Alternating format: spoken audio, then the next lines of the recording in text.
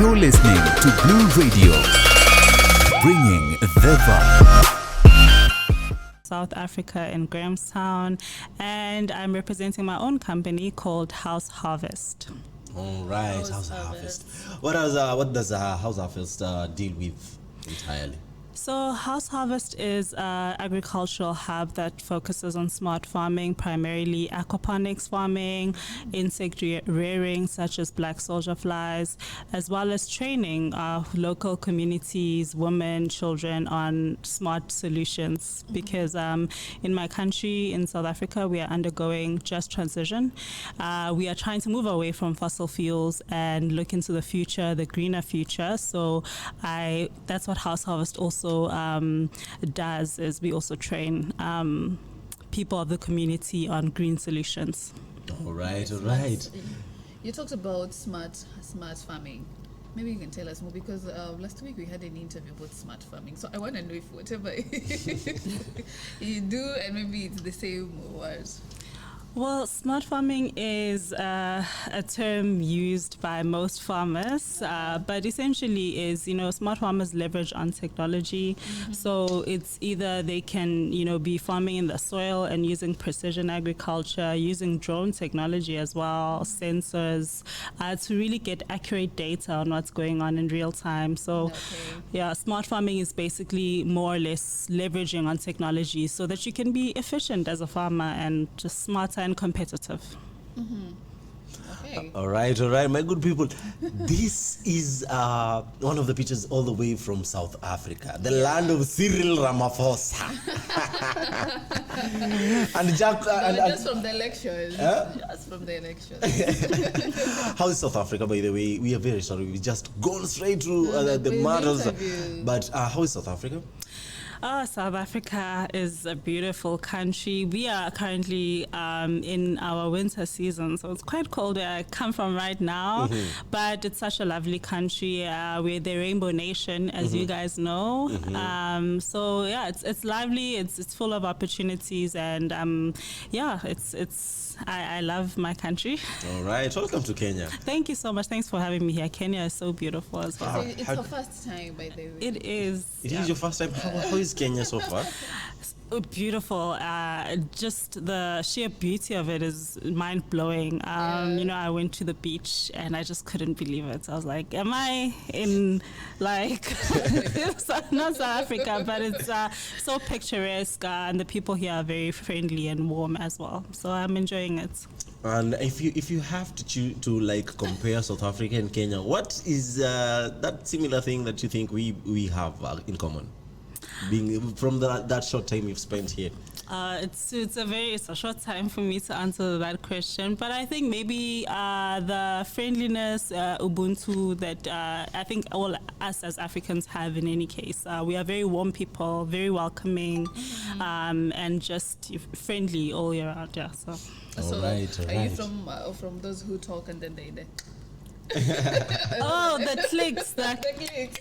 Yeah. No, but it's I'm leasing out my farm in Grahamstown, and it's in the province of Eastern Cape. That's where predominantly all the Xhosa people reside, and they speak with the clicks. I'm actually in Ndebele. Okay. That's my tribe, and we speak Isindebele, so we have the dra instead of that. I think it's what's her name? The Grammy Awards. Tyler. Yeah, she talks like that. Tyler. What the heck? She's I think she's colored Indian and Zulu. No. So she's a mixed race person, but she's very much a colored person in terms of her culture. All right. Hey, welcome to Kenya. Thank you so Kenya. much. Feel at home. South Africa and Kenya, we are one. Of course, yeah. So back to what has brought us here today. Exactly. Blue Invest. What do you expect from the entire event itself and the experience itself? Like, what is your end game? Like, what do you expect by the end of the day? Primarily, I'm just excited to be here as a delegate, and the most important thing for me is networking. Blue economy is, I believe I'm part of it because I do aquaponics, and aquaponics is the growing of food in water, so I don't grow in the soil. I grow in water, and I utilize fish waste, and I don't go to the stores to go pesticide, because the fish provide all the nutrients that my plants need. So I'm getting into this industry, and I'm realizing the immense potential that there is in the blue economy. So I'm just very grateful that I got the opportunity to come here. So primarily for me, it's to network, it's to get a look at what investors are looking for as a startup business, and how to well position myself and get advice and showcase my company as well. You know, I'm a startup, I'm based in South Africa, but you know, I have dreams as an entrepreneur to scale all across Africa and, you know, the world. You know, as an entrepreneur, you dream very big. So yeah, that would be my reason for being here and what I hope to achieve. So the business, how old is it? The business is 4 years, but my story is Goes way beyond. yeah, it's a long story, but yeah, the business is registered in 2020, so this is our 4th year. All right. Now, there's something interesting that I've heard you say, and like you enlighten us more about that. You've said that you do your farming on water. Yes. Like, how does that happen? So, Like, give us more details about On the water. farming on water. You don't need soil. You just I only use know the water. about water lilies. Yeah, you know. yeah, exactly. That's actually such a good example that you brought Oh. up. So yeah, the plants are submerged in water. There's different techniques of aquaponics. You can have a technique where you do grow on water and your plants are floating on rafts, polystyrene rafts or plastic rafts. Some prefer the gutter system, which is NFT, where the nutrients flow within. Think of it as gutters, just stacked all across. Some grow in towers, like long towers. They're growing their food in there because the water is getting to the roots, and the nutrients from the fish is getting directly to the roots. Unlike with the soil is alive and it's a natural process where the microorganisms need to work together. So things will take time in the soil, but when you're giving the plants roots directly via like a medium like water, it's quite instant. I mean, think about you putting coffee in your water. It turns black instantly. Yeah, So it's like delivering nutrients straight to the roots where the plants need it the most. All right. Now, what specific plants do you grow on such a kind of farm? Because we know that when you're doing farming on water, it is best like the example that Anne has used, the water hyacinth. You know, the nature of the plant itself, you have big leaves, and then it enables it to float. Like, is that possible to do with any plant? Am I the specific plants that you do with the smart farming that you do? Oh yeah, that's a very good question. So maybe how I can describe it for people maybe who are listening is, you have a raft, you have like a polystyrene raft that's already floating, and then you just put holes in there. Then you'll have a net cap where you put your seedlings in the net cap, and then you put it in the hole of the board. So there's a structure that supports the plants, and the roots are inside the water. So you can grow maybe lettuce.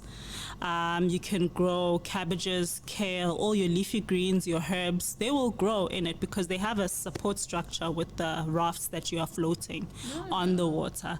Yeah, so that's a system that I use. I use deep water culture. So I float my plants on there. And lettuce, leafy greens, oh man, they do so well. They grow very big and very fast as well. So Compared to, let's say, the cabbage, the normal planting, and then the smart one.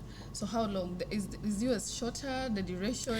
It's absolutely shorter because, like I mentioned, the nutrients are getting delivered to the plant's roots almost instantly. Okay. So for lettuce in summer, it takes 25 days. Wow.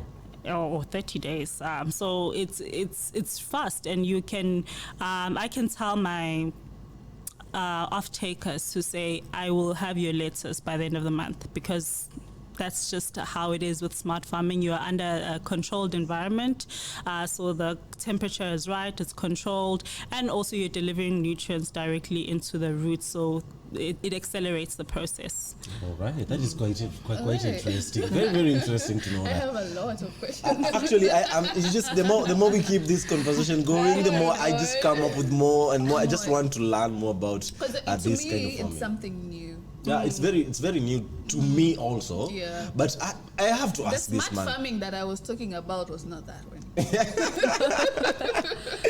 It's a different one from what It's you know. different from Okay, like Kenya. okay, this is another question, and it just popped up like now. Are you doing this on a small scale, or are you just doing it on a large scale farming? Well, I'm a startup, so the tunnel structure that I have, my greenhouse is 900 square meters. So for me, I consider it small. But that's what I'm piloting. I'm still a startup, and yeah, we're under 900 square meters growing space. And yeah, we utilize water. We have catfish, and we also have tilapia. Wow. So the tilapia and the fish are there to give us the nutrients that we need, and it's circulating through a whole plumbing system to get delivered to the plants, and the plants take up the fish waste. And you know what plants do? Plants purify the air.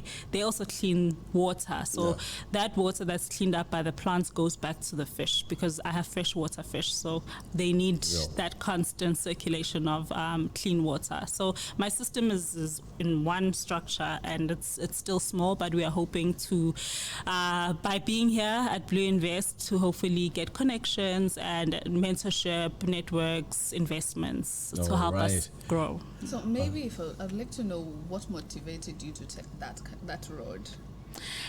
You know, that's what I was saying, that my story, I was registered in 2020, but it's a long way. So I'm actually a farmer. I have been growing in the soil since 2018, and I got an interview from CGTN that came to the farm that I was leasing, and they uploaded the video on YouTube, and they made a mistake with the caption. They wrote aquaponics farmer in South Africa, and I wasn't doing aquaponics. It was just soil farming, but I did have structures like shade nets and tunnels as well. I don't know if maybe they took an aerial image and they saw structures that they thought, you know, maybe this is aquaponics. So that was a mistake. And that mistake led me to be contacted by German investors in South Africa. They were saying, "Oh, you're an aquaponics farmer. We're looking for aquaponics farmers." And I was like, "I'm not an aquaponics farmer." What are you talking about? That is luck. So that's actually how I got in. It was by sheer luck and just a mistake, and that is why I'm here today. So you think it was a good thing they did what they did? Absolutely. I think you know, I think as the youth, smart farming appeals to us, or maybe let me just say, as a woman, smart farming appeals to me, just to have something that's controlled, something that I know is not going to be influenced by the climate, because climate change is a real thing. You know, I can be at home, I can put in technology to show me what's happening on my farm in real time. That for me is, as a young person, it's cool, and it allows me flexibility, but I can still be a farmer. So yeah. All right. I tell you, my good people, what a nice and interesting conversation we are having here. Yeah. All the way from that is telling South. You that here we South have good Africa. things. We have a lot of good things, and tell you, goodies. this is the beginning of what is to transpire today, tomorrow, and most probably the 4th of July. Keep it blue, my good people. Taking another short musical break, and when we'll be coming back with more and nice and great conversations.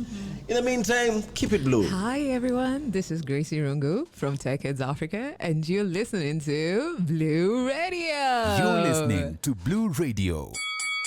It's alright, that is Bien with the jam song Nobody Can Love You the Way. Well, like I do. Alright, getting us to 22 minutes past 5 p.m. And of course, tune in to the Blue Drive with the captain of the day, man, like Mboya. And my name is Anne Mosiah. Alright. And of course, we're joined by one pretty lady all the way from South Africa. Yeah, thanks. The name, but then the name Gugulethu. Gugulethu. Okay, I'm going to have problems with that because pronunciation of You can say Gugu for short. Cuckoo. Do you know what cuckoo means in Kenya? In Kenya. It's a chicken. Because you guys are saying the K and my name starts with a G. So it's Gugu. Yes, Gugu, not Cuckoo. Gugu. So I can say it in short form Gugu. You can. Gugu. You're Oh, it's welcome. not cuckoo. All right. At least I have also learned something. Gugu. So Gugu, this moment, like, take it away. Tell people how they can contact you or get to you and get to learn more about the smart farming and all that. Okay, so people can find me on Twitter, which is now called X. I am Gugulethu_CM. So it's GUGULETHU_CM. That is also my Instagram handle if you want. And on LinkedIn as well, Gugulethu Mahlangu. And yeah, that's where they can find me, or they can email me at gugulethu@househarvest.co.za. All right. Before we wrap it up, you had on the offline part of it, you were talking about having a show and all that. Maybe you tell us more about the show itself. Oh yes, the show it's actually me utilizing technology once again. Right. So it's Technology is a necessity of invention. absolutely. Yeah. So it's a show called #Farm Spaces, #Farm Spaces Africa.